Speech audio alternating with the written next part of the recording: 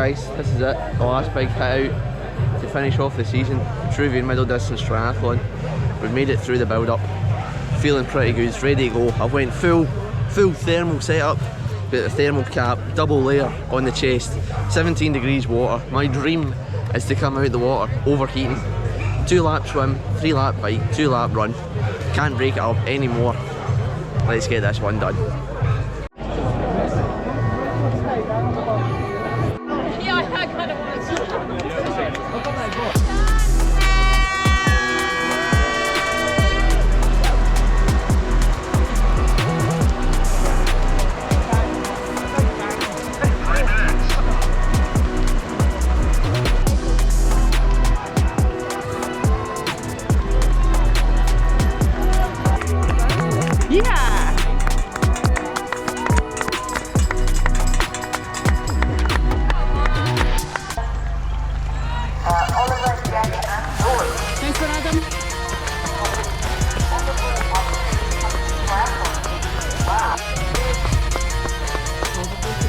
Yeah. Check him out where he's got the triathlon journey.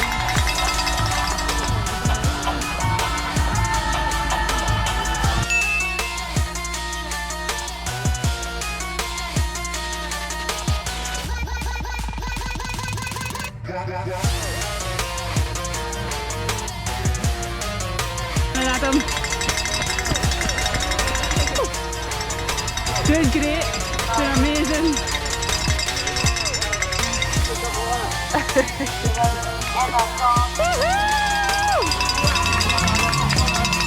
Vitruvian finisher Adam Templeton.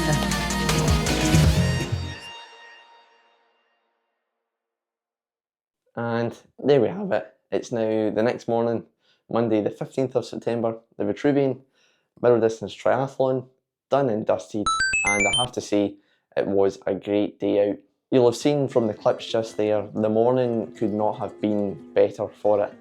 The sun was shining, coming over from behind the trees, there wasn't a breath of wind to start, and yeah, the air temperature, it wasn't actually too cold. The air still doesn't have that bite in it just yet, so yeah, perfect for starting.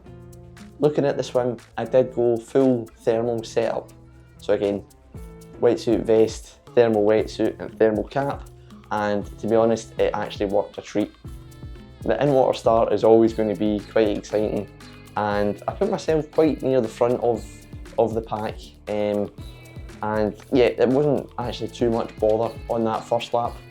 Coming round sort of the first 100 metres, everyone's going full gas anyway, but I managed to get into a nice rhythm, and then the Aussie exit was fine, coming out and coming back in, and just as I was starting my second lap, the last wave was just starting off, so it did get slightly busy, and on that second lap I was wanting to keep the route as short as possible, so I was swimming quite tight to the boys, so it was definitely in the war zone on that second lap.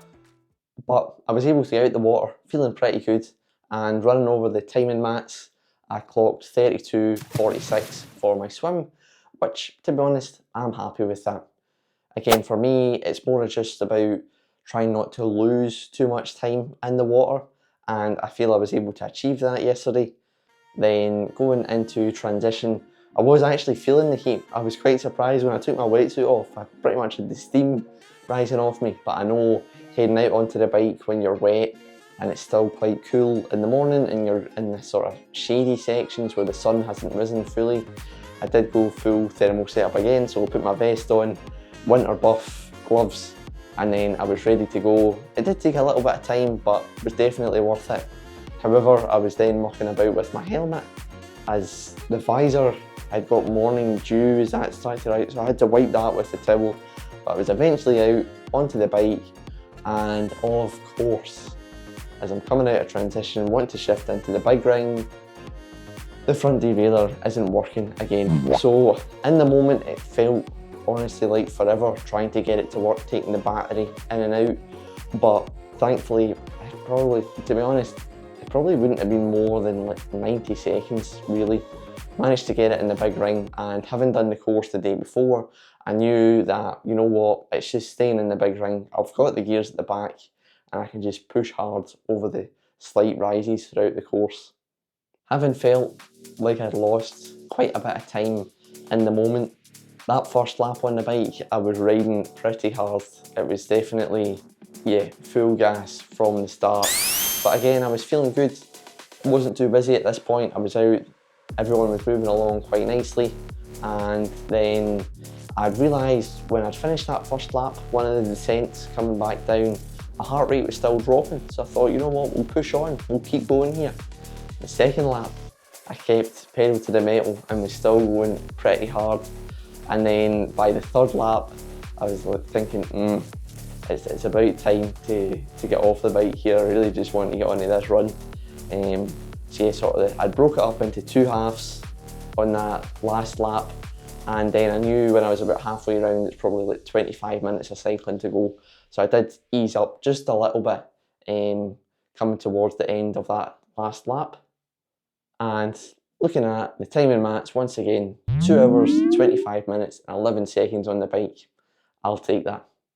Then, after racking the bike and the classic pit stop in the toilets before heading out onto the run, I knew that the run course was going to be fast. It's pretty much flat most of the way around, nice tarmac. But when I came out of transition and seen that there was a slight climb to begin with, I was starting to panic. Had I been looking at the wrong run course on Strava? But no, it was fine. After getting over that first little mound and then over a grassy section for 100 metres, 200 metres, it was then plain sailing from there. 2 laps on the run, out and back, and I knew after the first out into a slight headwind, I was thinking to myself, okay, we'll save it, we'll come back, out again, and then if I've got anything left on that last back section, the last sort of 5k, that's when I push on.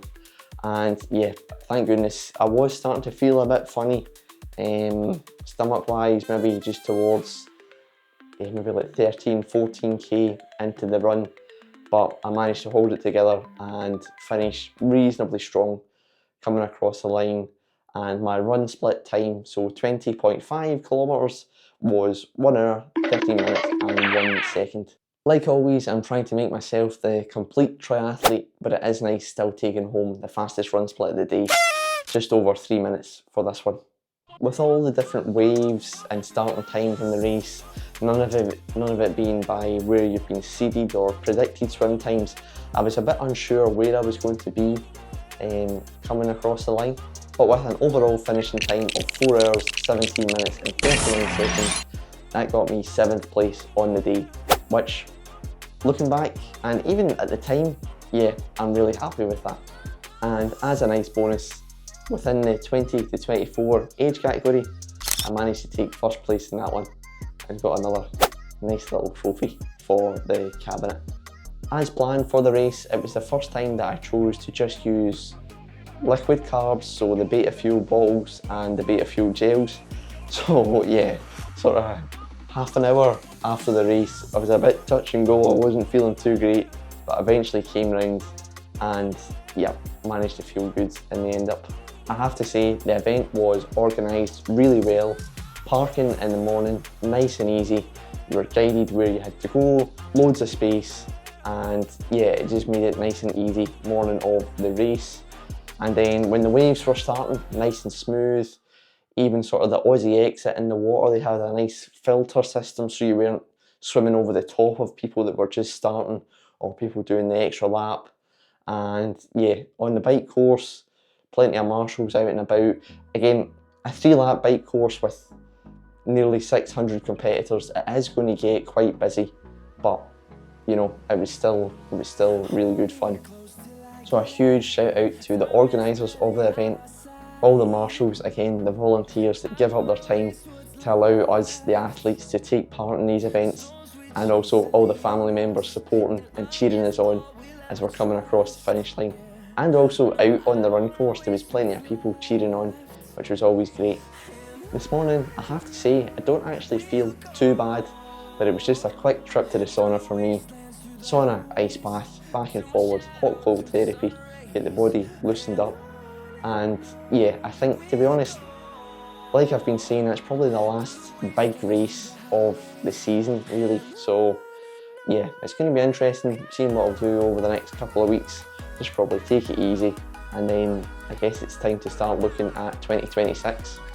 So if you did enjoy this one today, be sure to hit the like button, and if you want to keep up with the rest of my triathlon journey, press subscribe, and I'll catch yous in the next one.